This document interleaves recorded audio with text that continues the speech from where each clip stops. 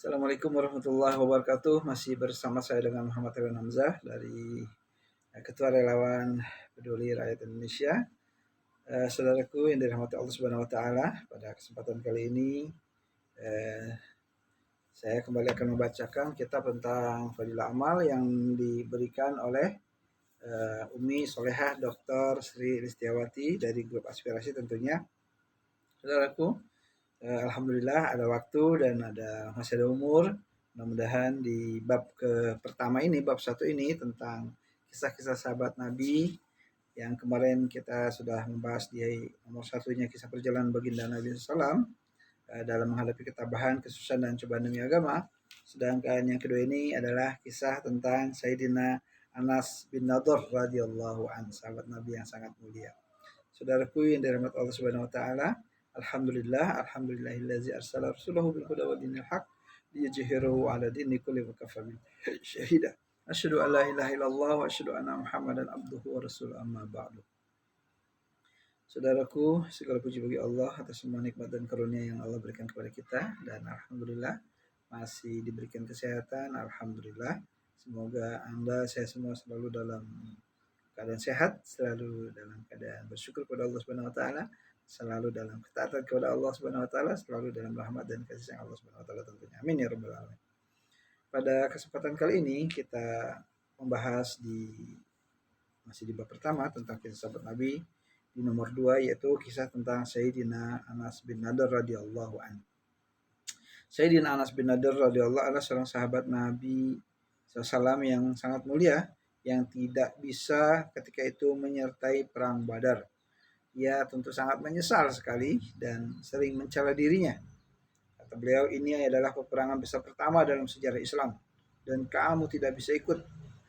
Keinginan dia adalah jika ada peperangan lagi, aku akan berkorban habis-habisan sebagai tebusannya, kata Sayyidina Anas bin Nadhr, ya, sahabat Nabi yang mulia radhiyallahu anhu.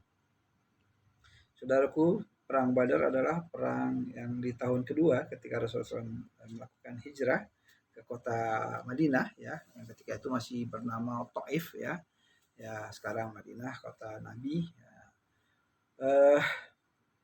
Ketika itu pasukan kaum muslimin di perang Badar itu berjumlah sekitar 313 orang, sedangkan kaum kafir Quraisy berjumlah 1000 orang. Ya. Kaum muslimin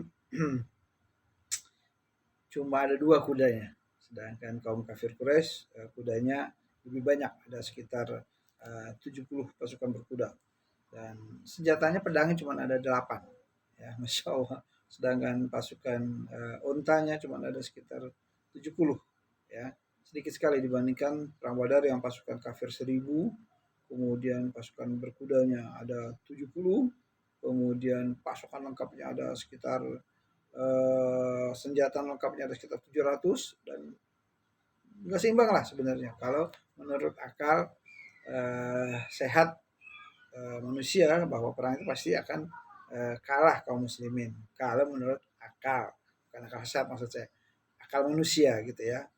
Karena akal sehat itu akal yang yang dalam Islam itu yang benar, insya Allah. Saudaraku yang dirahmati Allah Subhanahu wa taala, nah, ini sangat menyesal sahabat Nabi Anas bin Nadhr ini, sehingga dia mencela dirinya untuk supaya kalau ada pertempuran berikutnya dia sangat ingin bisa hadir, bisa ambil bagian dalam barisan jihad. Nah, subhanallah, ya, luar biasa. Nah, saudaraku yang dirahmati Allah Subhanahu wa taala, ternyata kesempatan itu datang pada perang Uhud.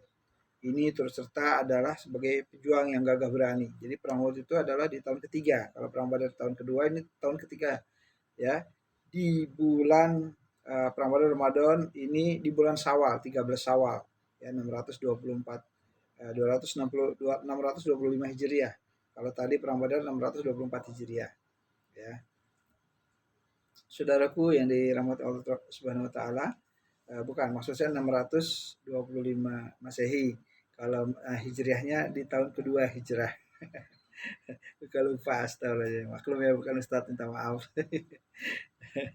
Subhanallah. Saudaraku yang dirahmati Allah Subhanahu wa taala, pada mulanya kaum muslimin telah mendapat kemenangan dalam peperangan tersebut, namun karena suatu kekhilafan kaum muslimin menderita kekalahan pada akhir perang. Kekhilafan itu bermula dari beberapa orang sahabat radhiyallahu yang ditugaskan oleh baginda Nabi Muhammad SAW untuk berjaga di suatu tempat khusus. Jadi di Gunung Uhud itu ditugasin sama Nabi, antum jangan kemana-mana, walaupun peperangan telah selesai, selalu standby di Gunung Uhud ini gitu. Itu pasukan-pasukan pemanah tentunya ya, pasukan pemanah, pasukan tombak dan sebagainya. Nah, awalnya pasukan muslimin yang ketika dalam perang Uhud itu berlangsung sekitar 1 mingguan lah ya, 7 hari. Nah, itu awalnya kaum muslimin mengalami kemenangan. Nah, kalau semangat jihad itu bisa mengalahkan pasukan yang besar ya. Kalau orang cuma pasukan besar lengkap tapi dia imannya lemah, dunia tujuannya bukan Allah, tujuannya itu pasti lemah. Nah, kalau orang yang akhirat, Allah tujuannya Allah surga, masya Allah, dan dia yakin seyakin-yakinnya. Nah, keyakinan yang mantap, yang kuat, yang kokoh itulah yang bisa mengalahkan kebatilan ya, karena kaum kafir Quraisy batil, mereka sesat, mereka bodoh, jahil, sedangkan kaum muslimin sahabat Nabi yang mulia adalah hak, benar, kebenaran, menyampaikan kebenaran dan melawan kezaliman yang dilakukan penindasan kaum kafir Quraisy yang saat itu berkuasa. Nah, saudaraku yang dirahmati Allah Subhanahu wa taala, awalnya kaum muslimin mengalami kemenangan, namun karena khilaf mereka terpesona, terpedaya dengan harta rampasannya, ujung-ujungnya dunia. Akhirnya mereka turun ke bawah untuk mengambil harta rampasan. Padahal itu bagian strategi kaum kafir Quraisy. Di samping mereka kalah, lari, nah supaya pasukan yang ada di atas gunung itu turun. Nah ketika itu Khalid bin Walid yang belum muslim, nah dia menjadi komandan pasukan perang kaum kafir Quraisy. Nah, Khalid bin Walid dia mengamati terus. Nah ketika dia melihat sudah kosong, baru dia menyerang kaum kafir Quraisy yang di bawah komando Khalid bin Walid. Akhirnya pasukan muslimin yang tadinya turun ya mengejar kaum kafir Quraisy yang awal itu kalah. Nah di belakang ini kaum kafir Quraisy yang sudah lama mengintai, mengincar, ya enggak, yang dibawa pasukan Khalid bin Walid itu menyerang kaum muslimin. Wah udah. Nah ketika ini kaget lagi enak-enak ngumpulin harta rampasan, diserang banyak yang mati. Nah mereka bingung kan mengarah ke sana, mengarah ke pasukan Khalid bin Walid. Nah pasukan yang kaum kafir Quraisy yang tadinya udah lari berbalik arah. Akhir kaum muslimin ada di tengah-tengah diserang oleh kaum kafir Quraisy. Nah itulah kekalahan yang terjadi saat itu. Saudaraku yang dirahmati Allah Subhanahu wa taala. Nah, kekhilafan itu bermula dari beberapa orang sahabat radhiyallahu anhum yang ditugaskan oleh baginda Nabi Muhammad SAW untuk berjaga di suatu tempat yang khusus. Baginda Nabi bersan, sebelum ada perintah dari aku, jangan tinggalkan tempat ini. Musuh dapat menyerang kita dari sini. Itu perintah Rasul. Tapi ya namanya manusia khilaf ya masya Allah. Akhirnya terpesona terutama dengan dunia, dengan harta. Akhirnya lupa dengan pesan Nabi. Ketika pemulaan perang, kaum muslimin memperoleh kemenangan. Melihat orang-orang kafir melarikan diri, para sahabat radhiyallahu anhu yang ditugaskan menjaga tempat itu meninggalkan tempatnya. Mereka beranggapan bahwa peperangan telah selesai, sehingga orang-orang kafir harus dikejar dan harta rampasan dapat dikumpulkan. Sebenarnya pemimpin pasukan penjaga ini sudah melarang dan mengingatkan pesan baginda Nabi yang sebelum di awal peperangan. Kalian jangan meninggalkan tempat ini. Akan tetapi mereka menduga perintah Nabi SAW itu hanya berlaku ketika di saat perang berlangsung. Nah, mereka mikir kan udah kalah tuh awalnya kan. Kalah mereka terbirit-birit. Sehingga selesai dia pikirnya orang-orang yang ada di atas gunung. Nah, akhirnya mereka sebab mereka turun, ayo ambil tuh. Ada rampas perang, ada pedang, ada apa macam-macam lah, ada harta. Nah, mereka terpesona, terpedaya, turun. Nah, beberapa orang melarang, jangan, tapi namanya banyak turun yang lainnya, apalagi yang masih baru kan masuk Islam. Nah, itu akhirnya mereka ikut-ikutan turun dan tinggal beberapa orang saja yang bertahan, yang masih pada pendirian terhadap perintah Rasul. Tapi apalah daya, cuma ada sekitar hampir 10 orang yang berada di atas gunung Uhud itu, ya kalah, diseranglah sama pasukan Khalid bin Walid yang ketika itu masih kafir. Nah, oleh karena itu mereka pun turun di sana. Saat itu pasukan kafir yang sedang melarikan diri melihat tempat itu telah kosong, mereka segera kembali dan menyerang kaum muslimin dari arah sana. Hal ini sama sekali tidak diduga oleh kaum muslimin, sehingga mereka terdesak karena serangan tiba-tiba itulah dan terjepit di antara dua kepungan orang-orang kafir. Karena itulah mereka berhamburan ke sana kemari dalam keadaan panik. Ya paniklah, Orang diserang dari belakang dan dari depan. Mereka di tengah. Wah, bingung lah. Sayyidina Anas bin Nadar radhiyallahu melihat Sayyidina Sa'ad bin Mu'az radhiyallahu datang dari arah depan. Sayyidina Anas radhiyallahu berkata, nih Sayyidina Anas, nih tokoh kita kali ini kan Sayyidina Anas ya bin Nadar. Dia berkata kepada Sa'ad, "Hai Sa'ad, mau kemana kau?" "Demi Allah," kata Sayyidina Anas, "demi Allah," kata dia, "aku mencium harum surga datang dari daerah Uhud," kata dia. Jadi dia bisa merasakan tuh orang-orang soleh itu, Masya Allah ya, sudah bisa merasakan mencium bau surga yang begitu harum semerbak wangi. Masya Allah. Jadi surga itu walaupun di akhirat, tapi untuk orang-orang khusus, orang-orang soleh khusus sama Allah diberikan. Kalau orang sudah meninggal, ada yang dilihatkan surga, ada juga yang tercium bau surganya itu orang-orang soleh, orang yang taat kepada Allah. Ya, begitu pula orang kafir dilihatkan neraka, dilihatkan juga bau busuknya neraka jahanam. Nauzubillah subhanallah. Saudaraku yang dirahmati Allah Subhanahu wa taala. Nah, "Hai Sa'ad, mau kemana engkau?" kata sahabat Nabi Anas bin Nadar itu. Nah, "Demi Allah, aku mencium harum surga datang dari arah Uhud." Setelah berkata demikian, ia mengacungkan pedang di tangannya dan merengsek masuk ke dalam kafir. Ya, masuk dia. Ya, dengan bertekad tidak akan kembali sebelum dia mati syahid. Tuh, subhanallah. Jadi dia nggak mau kembali sebelum syahid. Tuh, subhanallah. Luar biasa ya. Nah, selepas kesyahidannya tubuhnya diperiksa. Akhirnya ternyata Allah mengabulkan keinginannya, doanya, yaitu dia mati dalam keadaan mati syahid. Ya, mati yang dimuliakan Allah Subhanahu wa taala. Dan sungguh beruntung kalau orang yang mati fisabilillah karena Allah Subhanahu wa taala, mati syahid, dia bisa dapat sekitar 73 tiket. Ya, memberikan syafaat kepada keluarga 73. Ya, 73. Ini tiganya nih, 70-nya depannya. Nah, kalau baru 3 nih dirinya, masih ada 72. Istrinya masih ada 71. Siapa lagi? Orang tuanya dulu, ya masih ada 69. 2 orang tuanya masih ada 68. Dia kasih saudara, tetangga, teman saudara, Masya Allah. Anak, cucu, turunannya tuh, Masya Allah. Luar biasa sekali keutamaan orang-orang yang berjalan di jalan Allah. Semoga Allah Ta'ala anugerahkan kepada kita wafat sebagai syuhada, insya Allah. Amin ya rabbal alamin. Mati sebagai syuhada, mati fisabilillah itu macam-macam. Ada yang paling tinggi kedudukan insya Allah adalah fisabilillah, berjuang mempertahankan membela agama Allah. Ya, ada agama Allah dihina, dicaci, dia berjuang atau membela kezaliman orang-orang kafir datang menyerang negeri kita, ya, itu harus kita pertahankan negeri kita, insya Allah mati syahid. Misalnya TKA Cina, harus kita tuh mempertahankan negeri kita ini dari jangan sampai negeri kita dikuasai oleh mereka. Mereka penjajah, tenaga kerja Cina ataupun orang-orang Amerika dan sebagainya ingin menjajah kembali negeri ini. Nah, seperti yang dilakukan pahlawan-pahlawan kita sebelum kemerdekaan Republik Indonesia. Insya Allah mereka syahid di sisi Allah Subhanahu wa taala. Saudaraku yang dirahmati Allah Subhanahu wa taala, akhirnya Allah kabulkan doa daripada sahabat Nabi yang mulia Sayyidina Anas bin Nadar radhiyallahu anhu. Ya, dan ketika dia syahid, tubuhnya diperiksa sudah rusak, terdapat lebih 80 luka akibat tebasan pedang dan panah yang ada di sekujur tubuhnya. Hanya saudara wanitanya saja yang bisa mengenalinya, yaitu melalui ujung jari tangannya. Subhanallah. Ada 80 tombak, panah, semua sabetan pedang. Ya Allah, subhanallah, betapa bahagianya. Ketika itu memang sakit, tapi setelah itu mereka mendapat kenikmatannya. Khalidina fiha abadan. Masya Allah. Luar biasa.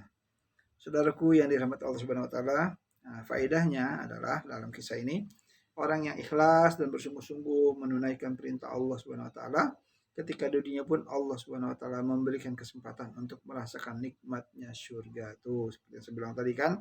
Jadi kalau orang yang sungguh-sungguh dia mau taat sama Allah, bersungguh-sungguh dia ingin dekat sama Allah pun dia diberi kesempatan untuk bisa merasakan nikmat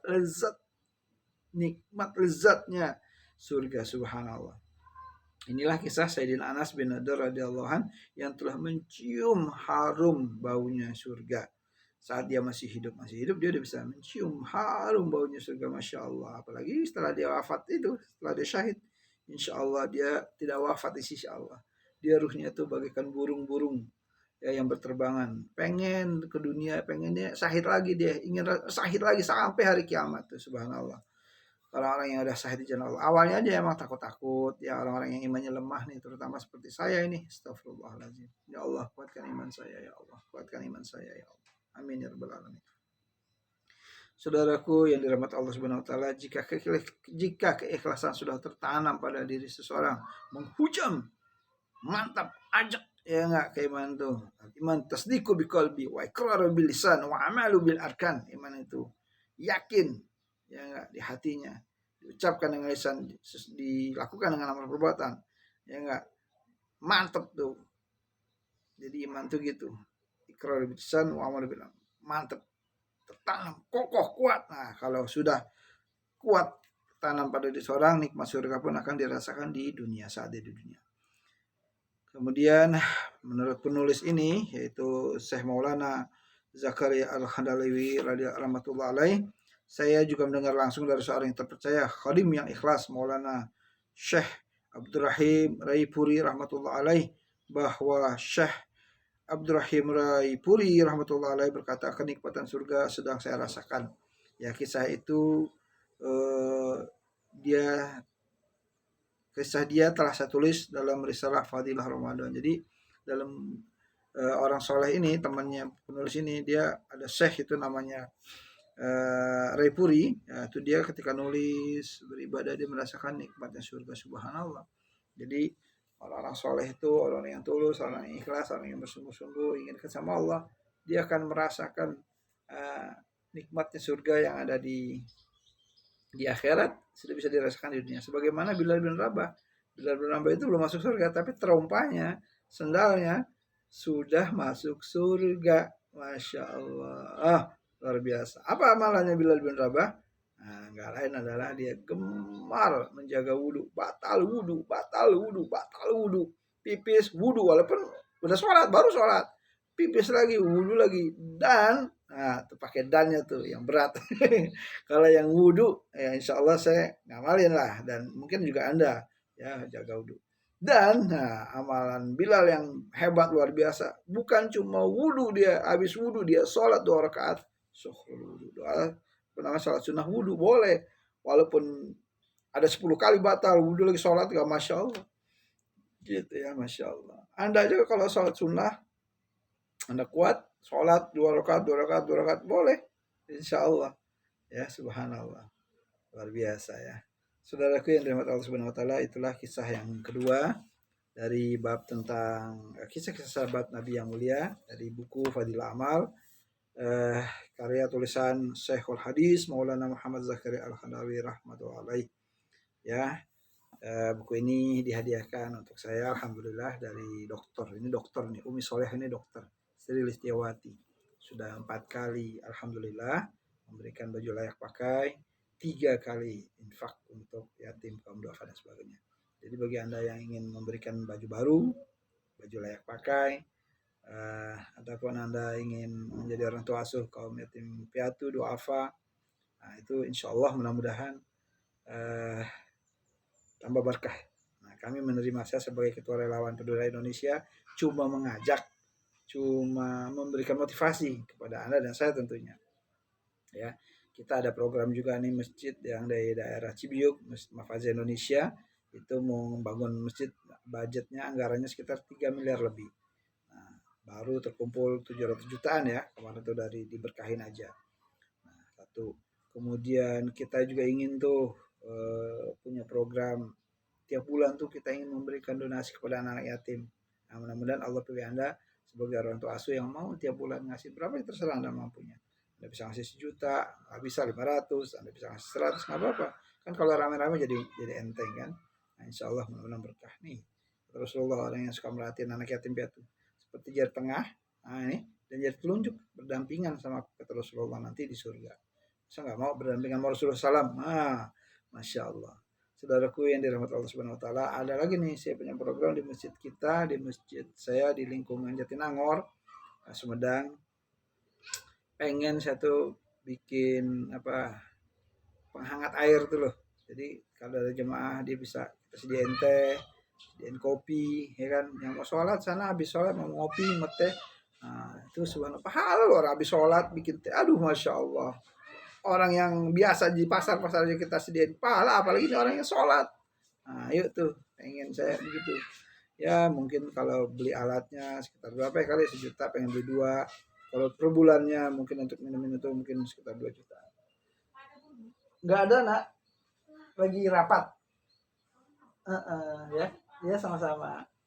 Nah, itu santri dari eh, apa namanya sekolahan yang ada di sini. Saudaraku, itulah yang dapat saya sampaikan. Mudah-mudahan kajian ini, pembacaan kitab Fadhilul Amal ini bermanfaat, utamanya buat saya. Doakan saya biar saya bisa menjadi hamba Allah yang baik, yang soleh, yang sungguh-sungguh ingin memperbaiki diri saya. Saya ini pendosa, banyak dosanya. Saya ingin berharap sama Allah dengan bacaan ini aja saya dapat barokah. Mudah-mudahan dengan bacaan ini saya, Allah ampuni dosa saya, Allah beri saya petunjuk hidayah, karena saya butuh petunjuk Allah Subhanahu Wa Taala. Hidayah itu bagaikan cahaya sinar, ya ini bisa cerah pemandangan ini, foto ini, video ini, karena ada sinar matahari yang cerah. Coba kalau gelap, nah hidayah itu adalah cahaya, cahaya yang menerangi kegelapan umat manusia dari perilaku-perilaku jahiliyah pada perilaku yang baik, insya Allah. Doakan saya biar saya bisa jadi orang baik seperti Anda, seperti para dermawan sekalian yang dimuliakan Allah Subhanahu Wa Taala. Kalau ada kata-kata yang salah, saya mohon maaf. Kita tutup kajian kita ini dengan baca doa kafaratul majlis. Subhanakallahumma wa bihamdika asyhadu an la ilaha illa anta astaghfiruka wa atubu ilaik.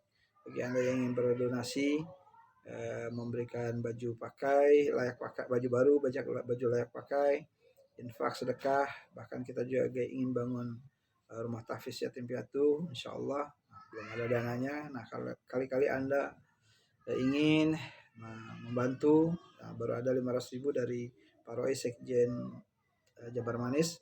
Mudah-mudahan Anda termasuk yang dipilih Allah untuk bisa memberikan donasinya untuk pondok pesantren atau rumah tahfiz daripada yatim piatu. Mudah-mudahan kalau misalnya sudah ada, kita bisa bangun rumahnya di tempat yang daerah yang sejuk tentunya, insya Allah. Itulah yang dapat saya sampaikan. Saya mohon maaf bila ada kata-kata yang salah. Yang benar datangnya dari Allah Subhanahu Wa Taala, yang salah karena kebodohan kelalaian saya. Mudah-mudahan kita semua dipertemukan Allah di surganya kelak, insya Allah. Assalamualaikum warahmatullahi wabarakatuh.